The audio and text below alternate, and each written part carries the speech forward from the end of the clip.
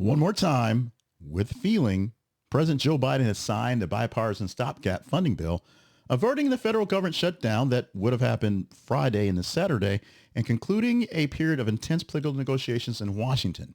Just one of many, and of course, many more will be contentious going forward based on the incoming president.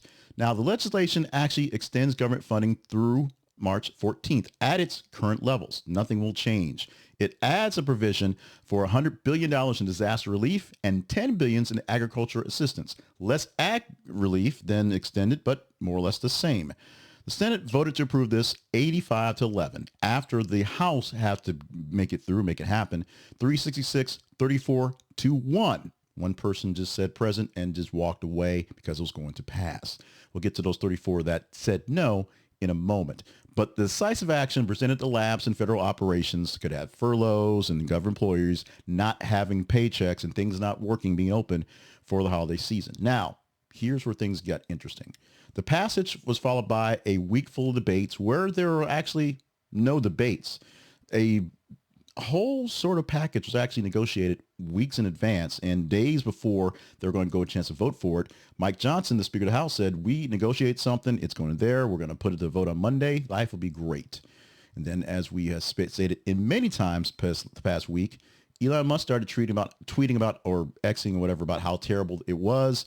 Donald Trump said, yeah, it's terrible. Tear it up. I want this in there. Plus, kill that whole debt ceiling thing in the process. Bill number 1 was pulled. Bill number 2 was written to give him the debt ceiling increase or increase by a bunch and basically get rid of it for a while. And the 34 people who voted against this in this House are people who are never going to vote for increasing or eliminating a debt ceiling.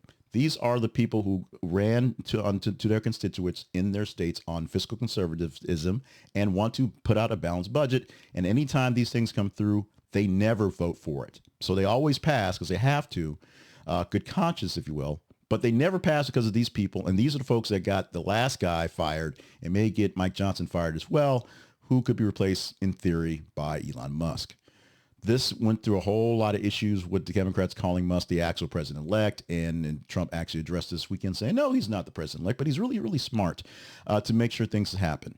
The federal debt right now is about $36 trillion, and it's a narrow Republican majority to keep things going in the House and the Senate, both going forward. So for Donald Trump to do all the things he wants to do, which means cut a bunch of taxes and spend a bunch of money on programs and not have a credit card that is unlimited, we'll have an issue and things will have these same fights over and over again.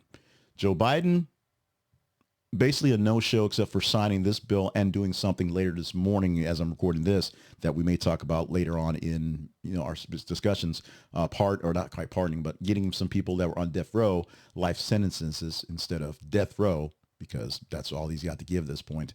So you can call him a non-factor in this whole weekend because he just signed the bill when it was there and just kind of went back to sleep as far as we can tell.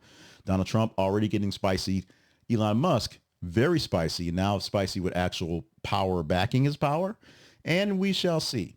This, before we even get into 47's actual reign, we have some contentious actions and some proofs of loyalty that, in this case, technically a fail because Trump didn't get what he wanted. So it may show Trump that he may have to ask and be a little bit more attunable to what he can get, or he'll say more stuff like, let's take back Panama Canal, which he actually did as well. That's a whole other thing. It's another clip. So bye-bye Biden. Hello, Trump.